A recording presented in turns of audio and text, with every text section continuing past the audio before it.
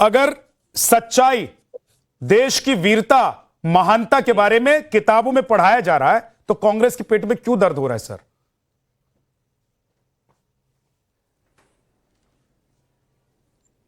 अश्विनी मिश्रा। झा साहब, समस्या ये है कि एक सुनियोजित तरीके से देश में जी आवाज आ रही है मेरी? जी विद्यनाथ जी, समस्या ये है कि देश में सुनियोजित तरीके से बहुसंख्यकवाद फैलाया जा रहा है। जैसे 1933 में हिटलर ने शुरू किया था कि पहले देश को बहुसंख्यकवाद और अल्पसंख्यकवाद में बांट दो, लोगों को चिन्हित करो, लोगों के वोटिंग राइट्स छीनो और बाद में उनका जिनोसाइड कर दो। हिंदुस्तान भी कहीं ना कहीं उस राह पे चल रहा है जहां पर हम बहुसंख्यकवाद को बढ़ावा देकर के एक माइनॉरिटीज को दबाने की कोशिश कर रहे हैं और एक ऐसा इतिहास बनाने की कोशिश कर रहे हैं कि ये माइनॉरिटी इस देश में होने नहीं चाहिए। इस देश की मिट्टी में सबका खून शामिल है, किसी के बाप का हिंदुस्तान नहीं है और ये हिंदुस्तान सबका है, 140 करोड़ लोगों का है, सिर्फ बहुसंख्यकों का नहीं है। मुगलों की क्रूरता के बारे में पढ़ाया जा रहा है अश्विनी जी, तो वो हमारे देश की माइनॉरिटी है। नहीं, बहुसंख्यकवाद और अल्पसंख्यक सबका देश है जी। से तो किसी ने इनकार नहीं किया, लेकिन मैं कह रहा हूं कि अगर मुगल क्रूर थे। आप बहुत समय बाद मुझे टाइम दिया, मुझे पूरा बात रख लेनी दीजिए, फिर आपके बात दूंगा मैं। बोलिए। मैं सिर्फ ये जी, हर राजा के दो पहलू होते हैं विद्यमान जी, हर राजा के दो पहलू होते हैं, चाहे मुगल हो चाहे हमारे और राजा हो। और बार बार ये बात हो रही है बाहरी आक्रांता, बाहरी आक्रांता। बाहरी की परिभाषा क्या है? जो 500 साल पहले आए थे वो बाहरी हैं, जो 1500 साल पहले आए थे वो बाहरी हैं, जो 5000 साल पहले आए थे वो बाहरी हैं, जो 50,000 साल पहले आए थे वो बाहरी हैं। अगर हम देखें कि इंसान की उत्पत्ति तो साउथ अफ्रीका से हुई है 1.5 लाख साल पहले, उसके बाद उस तरीके देखा जाए तो सारे बाहरी हैं सब जगह। तो बाहरी की परिभाषा क्या है? और सबसे जो रिसेंट बाहरी थे हमारे यहां पर वो थे अंग्रेज, जिन्होंने सबसे ज्यादा अत्याचार किए और जो यहां पर बसे भी नहीं, जिन्होंने यहां पर राज किया बट यहां को अपना नहीं माना, उनके खिलाफ लड़ने वाले हमारे महात्मा गांधी जी और बाकी जो स्वतंत्रता सेनानी, जिनकी इस सरकार के आइडियोलॉजिकल लोगों ने कहीं ना कहीं हत्या करवाई, वो चैप्टर हटा दिया गया। तो ये कैसा इतिहास हम पढ़ाने की कोशिश कर रहे हैं? कैसे इतिहास की हम बात कर रहे हैं जहां पर जो सबसे इंपॉर्टेंट विषय है, जो रिसेंट का इतिहास है, उससे हम दूर हट करके एक ऐसे इतिहास की परिकल्पना दे रहे हैं, लोगों को बता रहे हैं, समझा रहे हैं कि साहब वो आक्रांता थे, ये अच्छे थे। हमारी जिम्मेदारी बनती है कि जब हम लोगों को पढ़ाएं, इतिहास पढ़ाएं, तो वो इतिहास ऐसा हो, वो इतिहास ऐसा हो जिसमें हम क्या हुआ था, वो इतिहास ऐसा हो जिसमें अकबर महान हो बच्चों को, ताकि बच्चे इतिहास वो नहीं पढ़ाइए आप सिर्फ जिसमें अच्छी चीजों पर महाराणा प्रताप महान हो, वो इतिहास आप नहीं पढ़ाएंगे। आप आधा सच झूठ से ज्यादा खतरनाक होता है। आधा सच क्यों पढ़ाया आपने? झूठ से ज्यादा खतरनाक आपने होता है। आधा सच क्यों पढ़ाया? जब आपकी सरकार की नीतियां, आक्रांता ही बताने हैं तो आप सारे सिलेबस आपके लोगों ने तैयार किया, तो आधा सच क्यों बताया? पूरा सच बताते ना कि अकबर ने ये महान काम किया था, अकबर ने इतने लोगों को मार दिया। एक फैक्ट और बता देता हूं, सुन लीजिए। ने क्या किया? सारे अश्विनी मिश्रा जी, क्योंकि आप नहीं बताएंगे इसलिए मैं बता देता हूं कि साल 1000 से लेकर 1500 के बीच में भारत की आबादी 20 करोड़ से घटकर 17 करोड़ हो गई थी। यह सच भी पढ़ाया आपने? पढ़ाया आप लोगों ने ये सच टेक्स्ट बुक में? अश्विनी जी, मैं पूछ रहा हूं। कहना चाह रहे हैं कि 3 करोड़ लोगों का जिनोसाइड किया गया? कैसी बात कर रहे हैं सर आप? कैसी बात कर रहे हैं आप? और देखा जाए तो आधा से ज्यादा हिंदुस्तान तो इधर डाउन साउथ में था, जहां मुगल्स पहुंचे भी नहीं थे। ठीक। महानता का क्राइटेरिया क्या है? जब हम किसी को महान बोलते थे पिछले समय में, तो हम ये बोलते थे कि उसके राज्य का विस्तार कहां तक हुआ, उसके हिसाब से महान बोलते थे। उसके कामों को लेकर के महानता की विषय नहीं था, उसके विस्तार को लेकर महान बोलते थे। मेरा ये मानना है कि आज के समय में सबसे जरूरी है बच्चों को जानना कि हमारे साथ अंग्रेजों ने कैसा व्यवहार किया, उनसे लड़कर के हमने कैसे देश को आजादी दिलाई। और अगर हमें राजाओं की बात करनी है तो राजाओं के, हमें सारे राजाओं के अच्छे पहलू बताने चाहिए, जिससे बच्चों को मोटिवेशन मिले, ना कि नफरत फैलाए। आप उंगली उठा रहे हैं, एक बार बोल लीजिए, उसके बाद प्रणय जी आपके पास आ रहा हूं। झा साहब, अभी रुचिका जी ने बड़ी अच्छी बातें बताई और उसमें मैं थोड़ा ऐड ऑन कर कि अभी हमने एक मूवी देखी थी छावा, उसमें संभाजी महाराज का बड़ा वर्णन किया गया, जबकि आरएसएस के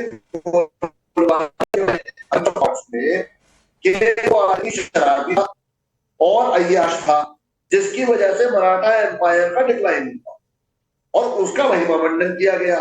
तो ये काम भाजपा की सरकार आने के बाद से हो रहा, और डॉक्टर राम पुनियानी की अगर आप किताब उठाएं, देश के जाने माने इतिहासकार हैं, उन्होंने लिखा है कि जब मैसूर और मराठों के अंदर लड़ाई हुई तो मैसूर की टेरिटरी को छोड़ते वक्त मराठों ने तकरीबन 1500 मंदिर तोड़े, मराठों ने, किसी और ने नहीं। तो ये क्या बात हुई? क्या आप सिर्फ सिक्के का एक पहलू दिखाएंगे? अकबर ने अगर चित्तौड़गढ़ में कुछ अत्याचार किया, आप बताइए, बेशक बताइए, मगर ये भी बताइए कि अकबर ने एक दीन इलाही चलाया जिसमें सभी धर्मों का समावेश किया गया और उसके अंदर धार्मिक सौहार्द का संदेश दिया गया। ये क्यों नहीं बता रहे आप ये क्यों नहीं बताएंगे कि गांधी जी को मारने वाला नाथुराम गॉडसे था और गांधी जी को मारने की प्लानिंग जो कहां से हुई थी वो भी बताइए। आप बताइए कि वीर सावरकर ने, वीडी सावरकर ने कितनी बार माफिया मांगी, ये भी बताइए।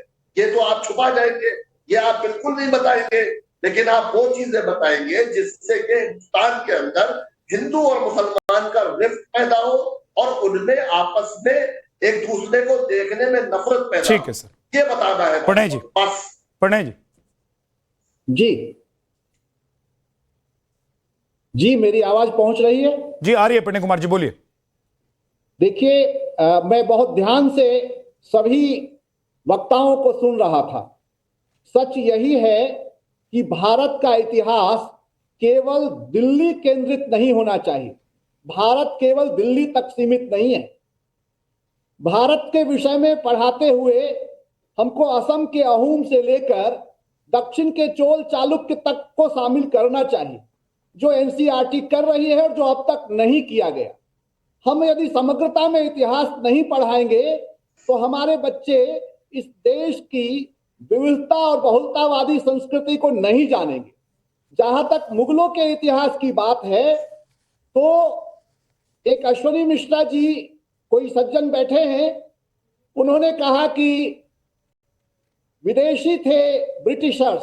उनकी परिभाषा के अनुसार तो ब्रिटिशर्स को भी विदेशी नहीं मानना चाहिए और उन्हें भी एक अच्छे लोक कल्याणकारी राज्य के रूप में पुस्तकों में पढ़ाया जाना चाहिए। यहां तथ्य बार बार आए कि अकबर ने जो सबसे सहिष्णु शासक पढ़ाया जाता रहा, उसने भी लगभग 30 से 40 हजार किसानों, बच्चों, महिलाओं की हत्या चित्तौड़ में की। मीना बाजार लगाता रहा। उसके हरम में 5000 से अधिक स्त्रियां गुलाम बनाकर रखी गई और अकबर तो स्वयं बाटला पंजाब के पास से अबुल फजल लिखता है कि उसके संरक्षक बैरम खान के साथ वो काबुल लौटने की फिराक में था। बाबर विदेशी आक्रांता था और मुगल हमेशा अपने को उस तैमूर से जोड़कर देखते रहे, जिसके विषय में कहा जाता है कि उसने भारत की 1/3 आबादी, स्पेशली दिल्ली की, खत्म कर दी थी और जब वो दिल्ली से लौटा था तो दिल्ली की सड़कों पर लहू जम गया था। इतना ही नहीं, ये कह रहे हैं कि ब्रिटिशर्स का इतिहास कहीं मत जोड़िए।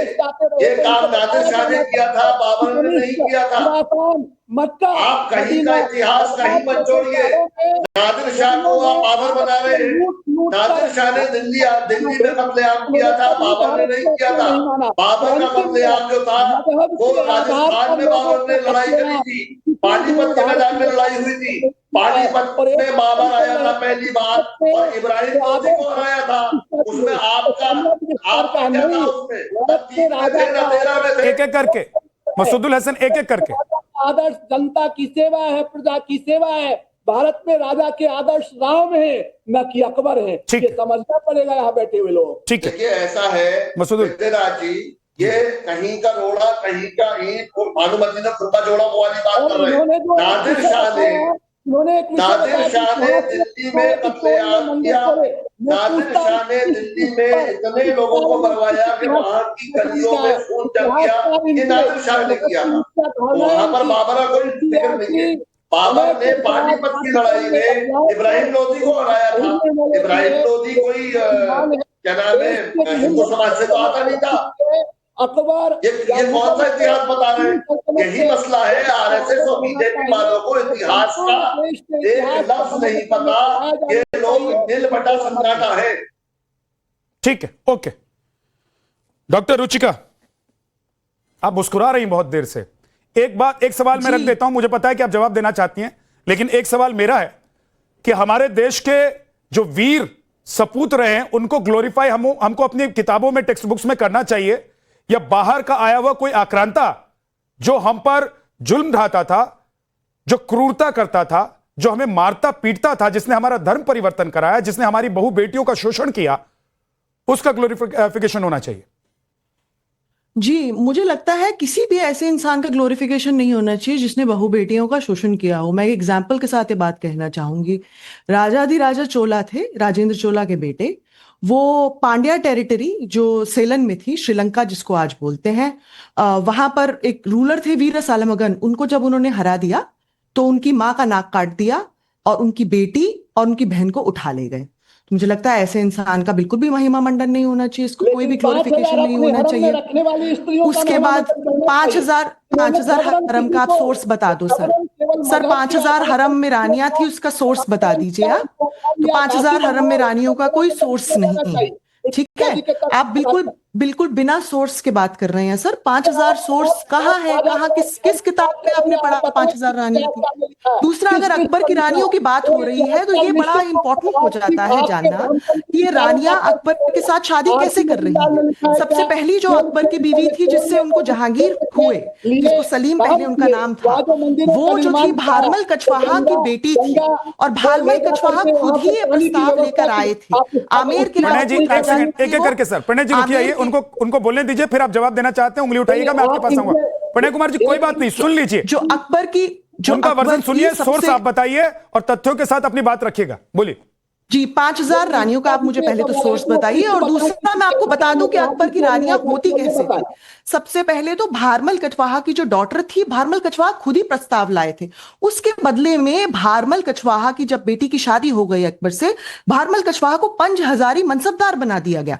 उनके जो नेफ्यू थे, जो उनके मान सिंह, उनको भी पंज हजारी इवेंचुअली मनसबदार बना दिया गया। मानसिंह ही तो महाराणा प्रताप के खिलाफ बैटल ऑफ हल्दी घाटी में अकबर की तरफ से लड़े, जिससे फिर महाराणा प्रताप इंजर्ड हुए बैटल ऑफ हल्दी घाटी में। सबको पता है ये बात।